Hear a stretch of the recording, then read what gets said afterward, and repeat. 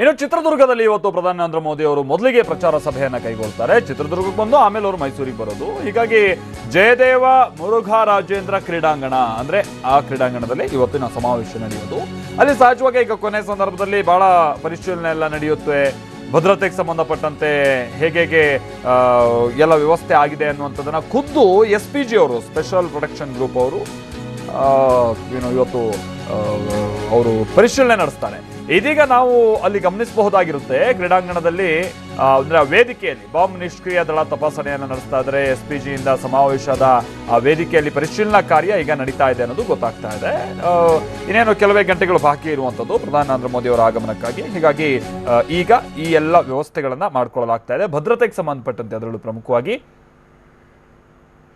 SPG ಇಂದ ಅಲ್ಲಿ ಭದ್ರತಾ ತಪಾಸಣೆ ಎಲ್ಲ ನಡೀತಾ ಇದೆ. ಇಲ್ಲೂ ಕೂಡ ನಾವು ನೋಡ್ತಾ ಇದ್ದೀವಿ. ಆಮೇಲೆ ಈ ಏನಾದರೂ ನೆಲಬಾಂಬ್ಗಳನ್ನು ಹುದುಗಿಸಿರುವಂಥ ಚಾನ್ಸಸ್ ಎಲ್ಲ ಇರುತ್ತೆ ಅಂದರೆ ಹಿಂದೆಲ್ಲ ನಾವು ಗಮನಿಸಿದ್ದೀವಿ ಈ ಥರದ್ದು. ಹಾಗಾಗಿ ಈ ಕಂಬಗಳನ್ನೆಲ್ಲ ಹುಗಿಯೋದಕ್ಕೆ ಅಗೆಯಲಾಗಿರುವಂಥ ಗುಂಡಿಗಳನ್ನು ಹೊರತುಪಡಿಸಿ ಎಲ್ಲ ಬೇರೆ ಏನಾದರೂ ಕಡೆ ಗುಂಡಿಗಳನ್ನು ಅಗದಿದ್ದಾರಾ, ಅನುಮಾನಾಸ್ಪದವಾಗಿ ಏನಾದರೂ ಅಲ್ಲಿ ಮೂಮೆಂಟ್ಸ್ ಇದಾವ, ಈ ಥರದ್ದೆಲ್ಲ ಅಲ್ಲಿ ಗಮನಿಸ್ತಾರೆ. ಪ್ರತಿಯೊಂದನ್ನು ಕೂಡ ಕೂಲಂಕುಷವಾಗಿ ಅನುಮಾನಾಸ್ಪದ ವಸ್ತುಗಳು ಏನಾದರೂ ಇದಾವ, ಈ ಥರದ್ದೆಲ್ಲ ನೋಡ್ತಾರೆ. ಪ್ರಮುಖವಾಗಿ ವೇದಿಕೆಯ ಕೆಳಭಾಗ ಎಲ್ಲ ಪರಿಶೀಲನೆಗೆ ಒಳಪಡಿಸ್ತಾರೆ. ಜಗದೀಶ್ ನಮ್ಮ ಪ್ರತಿನಿಧಿ ಇದಕ್ಕೆ ಸಂಬಂಧಪಟ್ಟಂತೆ ಮತ್ತಷ್ಟು ಡೀಟೇಲ್ಸ್ ಅನ್ನು ಕೊಡ್ತಾರೆ. ಜಗದೀಶ್, ಕೊನೆಯ ಹಂತದಲ್ಲಿ ಈ ಭದ್ರತೆಗೆ ಸಂಬಂಧಪಟ್ಟಂತ ತಪಾಸಣೆ ಎಲ್ಲ ಹೇಗೆ ನಡೀತಾ ಇದೆ ಜಗದೀಶ್? ಒಂದು, ಎರಡನೇದಾಗಿ ಚಿತ್ರದುರ್ಗದಲ್ಲಿ ಇವತ್ತು ಪ್ರಧಾನಿ ನರೇಂದ್ರ ಮೋದಿ ಅವರು ಪ್ರಸ್ತಾಪ ಮಾಡಬಹುದಂತ ವಿಚಾರಗಳು ಯಾವುದಾಗಿರ್ಬೋದು ಅನ್ನುವಂಥ ನಿರೀಕ್ಷೆ ಏನಾದರೂ ಇದೆ? ಯಾಕಂದ್ರೆ ಒಂದು ಕ್ಷೇತ್ರ ಅಲ್ಲ, 3-4 ಕ್ಷೇತ್ರಕ್ಕೆ ಸಂಬಂಧಪಟ್ಟಂತೆ ಅವರು ಒಂದಷ್ಟು ವಿಚಾರಗಳನ್ನ ಅಲ್ಲಿ ಅವರು ಪ್ರಸ್ತಾಪ ಮಾಡಿ ಜನರ ಬಳಿ ಮತ ಕೇಳಬೇಕಾಗುತ್ತೆ. ಈ ಕಾರಣಕ್ಕಾಗಿ ಅದೆಲ್ಲ ಚರ್ಚೆ ಹೇಗೆ ನಡೀತಾ ಇದೆ ಕೊನೆ ಹಂತದಲ್ಲಿ ಜಗದೀಶ್?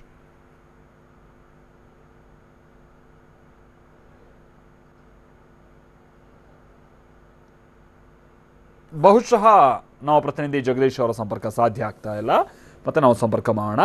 ಆಮೇಲೆ ಇವತ್ತು ಚಿತ್ರದುರ್ಗದಲ್ಲಿ ನಡೀತಾ ಇರುವಂಥ ಸಮಾವೇಶ ಇದೆಯಲ್ಲ,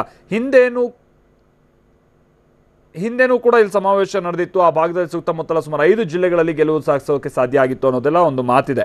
ಸೊ ಆ ಕಾರಣಕ್ಕಾಗಿನೇ ಈ ಬಾರಿನೂ ಕೂಡ ಚಿತ್ರದುರ್ಗದ ಸಮಾವೇಶ ಬಹಳ ಇಂಪಾರ್ಟೆನ್ಸ್ ಪಡೆದುಕೊಂಡಿದೆ. ಜಗದೀಶ್ ನಮ್ಮ ಜೊತೆಗೆ ಮತ್ತೆ ಸಂಪರ್ಕದಲ್ಲಿದ್ದಾರೆ. ಜಗದೀಶ್, ಕೊನೆ ಹಂತದ ತಪಾಸಣೆ, ಅದರ ಜೊತೆಗೆ ಇವತ್ತು ಯಾವ ವಿಚಾರಗಳು ಪ್ರಸ್ತಾಪ ಆಗ್ಬೋದು? ಯಾಕಂದ್ರೆ ಒಂದು ಜಿಲ್ಲೆ ಅಲ್ಲ, 3-4 ಜಿಲ್ಲೆಗಳನ್ನ ಒಟ್ಟುಗೂಡಿಸಿ ಅವರು ಇಲ್ಲಿ ಪ್ರಚಾರವನ್ನ ಮಾಡಬೇಕಾಗುತ್ತೆ. ಈ ಕಾರಣಕ್ಕಾಗಿ ಇದೆಲ್ಲ ಕೊನೆ ಹಂತದಲ್ಲಿ ಯಾವ ರೀತಿಯಾಗಿ ಚರ್ಚೆಗಳು ಆಗ್ತಾ ಇದೆ ಜಗದೀಶ್?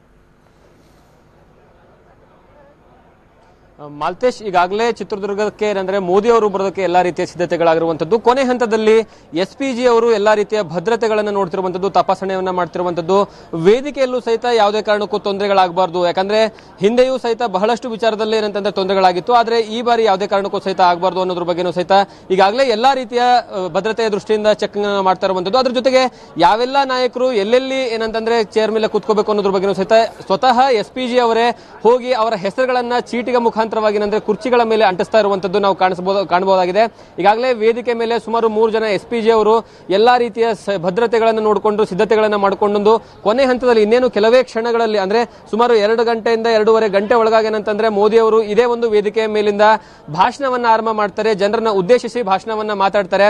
ಅದರಲ್ಲೂ ಪ್ರಮುಖವಾಗಿ ಈ ಒಂದು ಕ್ಷೇತ್ರ ಯಾಕೆ ಬಹಳಷ್ಟು ಮುಖ್ಯವಾಗುತ್ತೆ ಅಂತಂದ್ರೆ ಚಿತ್ರದುರ್ಗ, ದಾವಣಗೆರೆ ಮತ್ತು ತುಮಕೂರು ಲೋಕಸಭಾ ಕ್ಷೇತ್ರದ ಎಲ್ಲಾ ಪ್ರತಿನಿಧಿಗಳು ಸಹಿತ ಇಲ್ಲೇ ಇರುವಂತದ್ದು. ಅಂದ್ರೆ 3 ಲೋಕಸಭಾ ಕ್ಷೇತ್ರದ ಅಭ್ಯರ್ಥಿಗಳು ಸಹಿತ ಇದೇ ವೇದಿಕೆ ಮೇಲೆ ಮೋದಿ ಅವರ ಜೊತೆ ಆಸೀನರಾಗ್ತಾರೆ. ಅದರ ಜೊತೆಗೆ ಇಲ್ಲಿನ ವಿಧಾನಸಭಾ ಕ್ಷೇತ್ರದ ಬಹಳಷ್ಟು ಜನ ಏನಂತಂದ್ರೆ ಅಭ್ಯರ್ಥಿಗಳು ಸಹಿತ ಇದೇ ಒಂದು ವೇದಿಕೆ ಮೇಲೆ ಕೂತ್ಕೊಂಡಿರ್ತಾರೆ. ಹಾಗಾಗಿ ಭದ್ರತೆಯ ದೃಷ್ಟಿಯಿಂದ ಎಲ್ಲಾ ರೀತಿಯ ಸಿದ್ಧತೆಗಳನ್ನ ಮಾಡ್ಕೊಂಡಿರುವಂತದ್ದು. ಅದ್ರ ಜೊತೆಗೆ ನಾವು ಈಗಾಗಲೇ ಏನಂತಂದ್ರೆ ಪ್ಲಾನ್ ಮಾಡ್ಕೊಂಡಿರುವಂತಂದ್ರೆ ಅಧಿಕಾರಿಗಳು ಎಲ್ಲಾ ರೀತಿಯಲ್ಲಿ ಪ್ಲಾನ್ ಮಾಡ್ಕೊಂಡಿರುವಂತೆ ಸಂಪೂರ್ಣವಾಗಿ ಯಾವೆಲ್ಲ ರೀತಿಯಾಗಿ ಎಲ್ಲೆಲ್ಲಿಂದ ಜನರು ಅಂದ್ರೆ ವೇದಿಕೆ ಹಿಂಭಾಗದಲ್ಲಿ ಮತ್ತೆ ಮುಂಭಾಗದಲ್ಲಿ ಯಾರೆಲ್ಲ ಬರಬೇಕು ಅನ್ನೋದ್ರ ಬಗ್ಗೆ ಸಹಿತ ಸಂಪೂರ್ಣವಾದಂತಹ ಮಾಹಿತಿ ಇರುವಂತದ್ದು. ಈಗ ನನ್ನ ಹಿಂಭಾಗದಲ್ಲಿ ನೋಡಬಹುದಾಗಿದೆ ಯಾವ ರೀತಿಯಾಗಿ ಏನಂದ್ರೆ ಈಗಾಗಲೇ ಜನರು ಏನಂದ್ರೆ ಬರ್ತಾ ಇದ್ದಾರೆ, ಮೋದಿ ಅವರು ಬರ್ತಾರೆ ಅಂತ ಹೇಳ್ಬಿಟ್ಟು ಈಗಾಗಲೇ ಬಹಳಷ್ಟು ಜನ ಕಾರ್ಯಕರ್ತರು ಸಹಿತ ವೇದಿಕೆ ಎತ್ತ ಧಾವಿಸ್ತಾ ಇರುವಂತದ್ದು. ಕೇವಲ 2 ಗಂಟೆಗಳು ಮಾತ್ರ ಬಾಕಿ ಇರೋದ್ರಿಂದ ಈಗಾಗಲೇ ಬಂದು ಮುಂದಿನ ಭಾಗದ ಸೀಟ್ಗಳನ್ನ ಆಸನ ಮಾಡ್ಕೊಳ್ಳೋದಕ್ಕೆ ಎಲ್ಲಾ ರೀತಿಯ ಜನರು ಬಂದು ಕಾಯ್ತಾ ಇರುವಂತದ್ದು. ಅದ್ರ ಜೊತೆಗೆ ಈಗಾಗಲೇ ಬಹಳಷ್ಟು ಚಿತ್ರದುರ್ಗ ಅಂದ ತಕ್ಷಣ ಏನಂತಂದ್ರೆ ಬಹಳಷ್ಟು ಬಿಸಿಲಿರುವಂತದ್ದು. ಹಾಗಾಗಿ ಯಾವುದೇ ಕಾರಣಕ್ಕೂ ಬಂದಿರತಕ್ಕಂತಹ ಕಾರ್ಯಕರ್ತರು ಸಹಿತ ಬಿಸಿಲಿನಲ್ಲಿ ಏನಂದ್ರೆ ತೊಂದರೆ ಆಗಬಾರ್ದು ಅಂತ ಸಂಪೂರ್ಣವಾಗಿ ವೇದಿಕೆ ಮುಂಭಾಗದಲ್ಲಿ ಸುಮಾರು 40,000ರಿಂದ 50,000 ಕುರ್ಚಿಗಳನ್ನು ಹಾಕಿರುವಂತದ್ದು. ಎಲ್ಲಾ ಕುರ್ಚಿಗಳ ಮೇಲ್ಗಡೆ ಅಂದ್ರೆ ಮೇಲ್ಛಾವಣಿ ಸಂಪೂರ್ಣವಾಗಿ ನೆರಳಲ್ಲಿ ಇರಬೇಕು, ಜನರು ಯಾವುದೇ ಕಾರಣಕ್ಕೂ ಸಹಿತ ಬಿಸಿಲಿನಲ್ಲಿ ಕೂತ್ಕೊಳ್ಬಾರ್ದು ಅಂತ ಸಹಿತ ಎಲ್ಲಾ ರೀತಿಯ ಪ್ಲಾನ್ ಅನ್ನ ಮಾಡ್ಕೊಂಡಿರುವಂತದ್ದು. ಅದರಲ್ಲೂ ಪ್ರಮುಖವಾಗಿ ಈ ಒಂದು ಚಿತ್ರದುರ್ಗದಲ್ಲಿ ಯಾಕೆ ಅಂತಂದ್ರೆ ಇದರ ಪಕ್ಕದಲ್ಲೇ ಇರುವಂತದ್ದು ತುಮಕೂರು ಕ್ಷೇತ್ರ, ಅಲ್ಲಿ ಬಹುಮುಖ್ಯವಾಗಿರುವಂತದ್ದು ದೇವೇಗೌಡರನ್ನ ಸ್ಪರ್ಧಿಸ್ತಾ ಇರುವಂತದ್ದು.